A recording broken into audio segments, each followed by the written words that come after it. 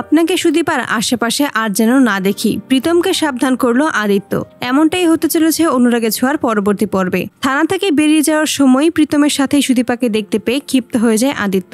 আদিত্য তখন সুদীপা ও প্রীতমের কাছে আসে এবং প্রীতমকে বলে, আপনি এখানে সুদীপার সাথে কি করছেন? সুদীপাকে বলে, আপনি এক্ষুনি আমার সাথে বাড়ি যাবেন। সুদীপা আদিত্যকে বলে, আপনি যান, আমি একাই চলে যেতে পারবো। প্রীতম তখন বলে, তুমি একা কেন যাবে? আমি তোমাকে ড্রপ করে দিচ্ছি। এটা শুনেই আরো ক্ষিপ্ত হয়ে যায় আদিত্য। আদিত্য বলে, আপনি শুধুমাত্র সুদীপার কলেজের টিচার, তাই আপনি টিচার হয়েই থাকুন।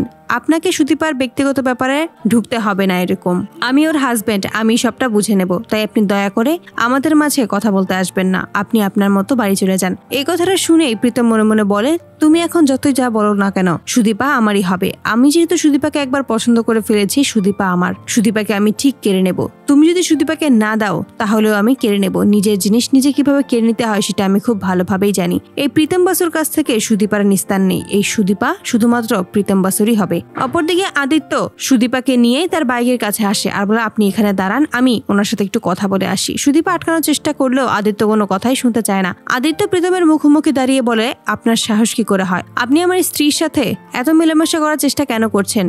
আপনি আপনার মতোই থাকবেন আর আমার স্ত্রীকে আমার স্ত্রীর মতোই থাকতে দিন। আপনাকে যেন ওর আশেপাশে আর কখনোই না দেখি, তাহলে এর থেকে খারাপ হয়ে যাবে, তাই সাবধান। তো বন্ধুরা, তোমরা এড়াইতে চাওয়ার জন্য এভাবেই নিজের অব্যক্ত ভালোবাসা বুঝতে পেরেই সুদীপার আশেপাশে যেন না থাকে প্রীতম, তার জন্য প্রীতমকে হুঁশিয়ারি দেয় আদিত্য। কমেন্টে অবশ্যই জানাবে। চ্যানেলের ভিডিওগুলো ভালো লাগলে সাবস্ক্রাইব করে তোমার বন্ধুদের মাঝে শেয়ার করতে ভুলো না। ধন্যবাদ।